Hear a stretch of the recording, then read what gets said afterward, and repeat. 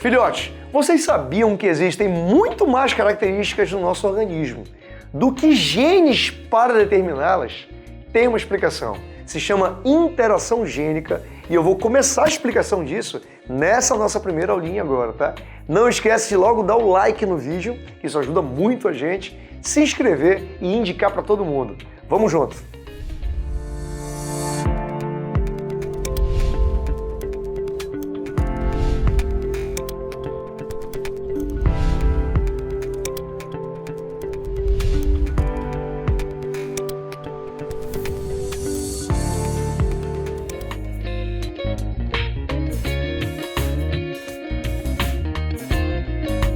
Fala, filhotes! Essa aulinha aqui é de genética ainda, tá? Mas é de um tema super especial chamado interação gênica. Olha que máximo essa discussão. Chama todo mundo para cá para aprender essa história, tá? É assim, ó. Nós pensávamos que cada gene determinava uma característica no nosso organismo. Beleza. Só que o número de genes na espécie humana é aproximadamente 30 mil genes. E o número de características que o ser humano manifesta, né, passam de milhões, não é isso? Então como é que pode ter 30 mil genes e ter milhões de características? É que além dos genes determinarem características isoladamente, eles também interagem entre si. Isso é fantástico. Olha o conceito comigo, botei bem aqui, ó. Ocorre quando uma característica é determinada não por um gene, e sim pela interação entre pares de genes que não são alelos. Ou seja, imaginem dois pares de genes que aparentemente não têm nenhuma relação um com o outro, mas eles podem interagir para eu manifestar uma característica. Vamos pegar um exemplo disso que é fantástico. Olha só, um exemplo que é bem legal, bem muito citado em prova, é o da cor em algumas espécies de flor. Me acompanha, vamos lá.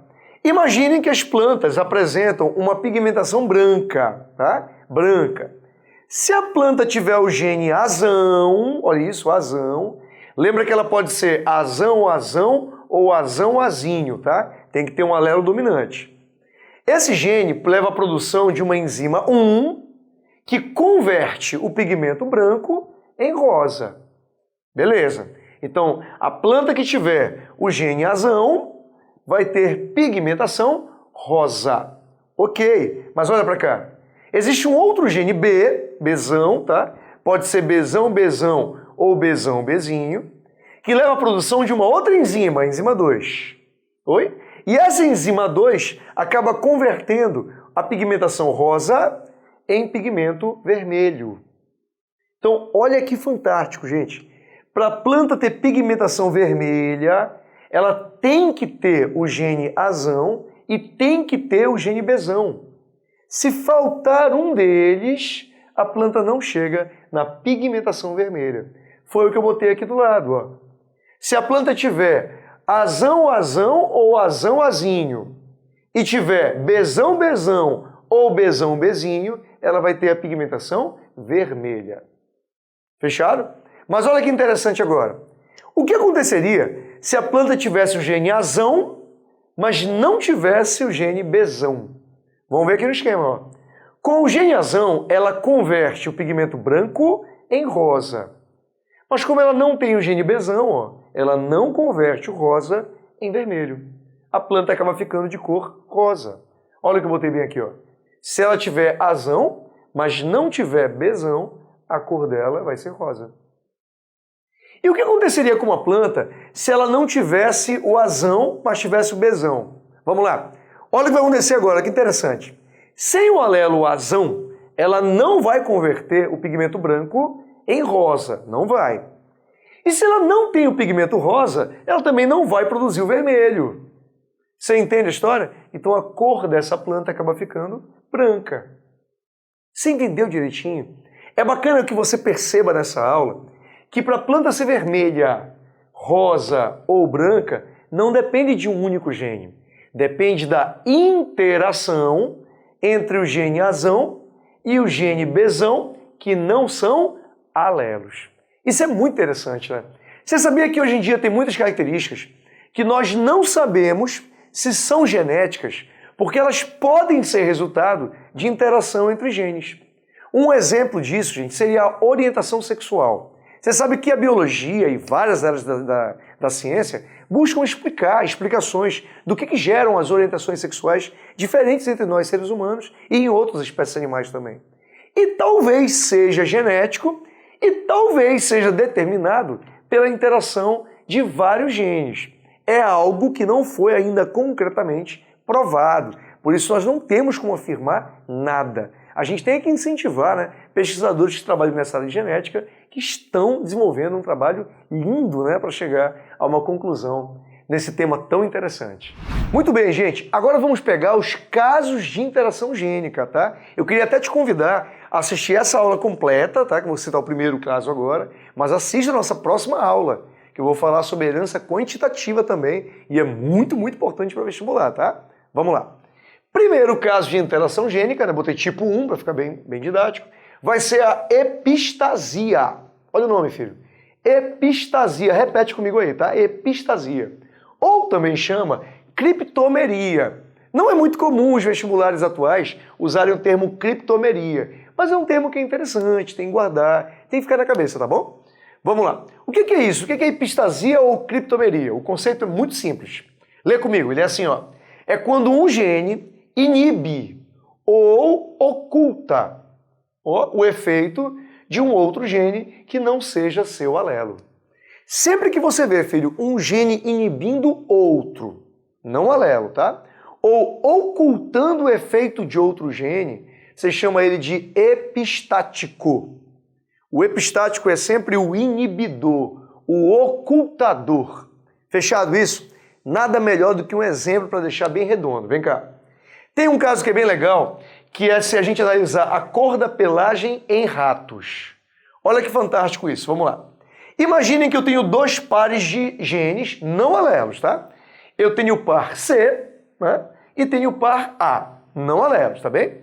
Bora imaginar que o Czão é que faz a pigmentação do rato ficar preto. O pelinho dele fica preto, tá?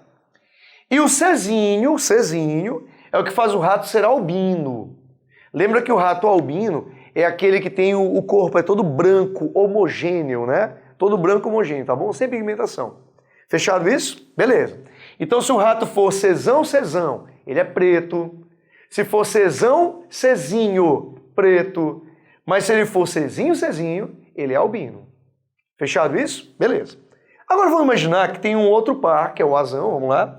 Se o rato tiver o Azão, ele vai ter a pigmentação amarela. Ele vai ser amarelo. Então o rato Azão, amarelo. Azão-azinho, amarelo também. Fechado? Se ele for azinho, esse par de gene não forma pigmentação. O azinho não forma pigmentação. Tudo bem? Mas olha que curioso. Na questão ele vai dizer para vocês isso aqui, ó. Bora imaginar. Vou imaginar que o par Czinho é o par epistático. Ou seja, quando o par Czinho aparece, o ratinho sempre será albino. Ele anula qualquer outro par que esteja próximo dele. Tudo bem essa história? Vamos entender. Olha para cá para o lado, então. Como é que vão ser os ratinhos albinos? Coelhinho já, o ratinho albino. Então vamos lá. Primeiro caso. Se o ratinho for Czinho, Azão alguma coisa. Por exemplo, Czinho, Azão. Ou Czinho, Azão. Ele é albino. Por quê? Porque o Czinho anula os outros pares de genes. Você entendeu? Se ele for Czinho, Azinho, ele é albino. Ok? Apareceu o Czinho, o ratinho tem fenótipo albino, tá? Ele é o epistático, ele anula os demais. Tá claro isso? Mas olha para cá comigo. E se o ratinho for Czão traço, vamos lá, Czão ou Czinho, tá? E ele tiver Azinho, aí ele vai ser preto. Por quê? Vamos lá. Olha como é que eu faço. É que o gene dominante Czão promove pigmentação preto e o azinho não interfere na pigmentação. Ó. E aí o animal fica preto. Tudo bem essa história? Agora dá uma olhadinha para cá. Existe uma terceira cor para o ratinho, né? Um terceiro fenótipo para o ratinho, que é o agute. Sabe como é que é o agute? É o ratinho chamado pardo acinzentado. Como assim pardo acinzentado? É que esse ratinho aqui, ele tem uma coloração preta e amarelo misturada. Ele tem um preto e amarelo misturado. Então ele fica meio pardo acinzentado. Daí o termo agouti. Olha como é o genótipo dele. Ele tem o gene dominante cesão, que leva ele a produzir o pigmento preto, e tem o dominante azão, que leva ele a produzir o pigmento amarelo. Como ele tem pigmento preto e amarelo, ele fica aquele pardo acinzentado, ele fica a coloração agouti. Deu para entender isso, filho? Muito bem, na prova você tem que ter muito cuidado, porque você tem que reparar nas questões, né, de vestibular, é que no texto, na apresentação, né, da questão, ele vai citar os dois pares de genes não alelos, e ele vai descrever também no comando que existe um par de gene que anula os outros. Na hora que eu percebo que tem um par de genes, né, anulando outros genes que não são seus alelos, anulando outros pares, eu tenho que saber que se trata de uma interação gênica do padrão epistasia. Agora, uma pergunta que sempre me faz, professor, peraí, fiquei com uma dúvida agora na tua aula. Pode mandar, filho. Eu queria saber se o epistático obrigatoriamente tem que ser recessivo. Tem que ser o Czinho, Czinho? Não podia ser o dominante? E a resposta é pode. Filhão, existe epistasia recessiva quando o epistático é o recessivo, Czinho, Czinho. E tem epistasia dominante quando o anulador é um gene dominante. E eu sou obrigado a gravar exemplos? Não, filho, relaxa. Na hora da prova, né, quando ele me der aquele nosso texto de apoio, ele vai mostrar pra gente se é um caso de dominante ou de uma epistasia recessiva. Tudo certo? E aí, galera, entendeu direitinho? Fez a anotação? Qualquer coisa, coloca aqui nos comentários a tua dúvida, que eu vou te ajudar assim que possível, tá bom? Não esquece de seguir a gente também no Instagram, Renaque Almeida, que lá dá pra gente trocar mais informação. Beijo!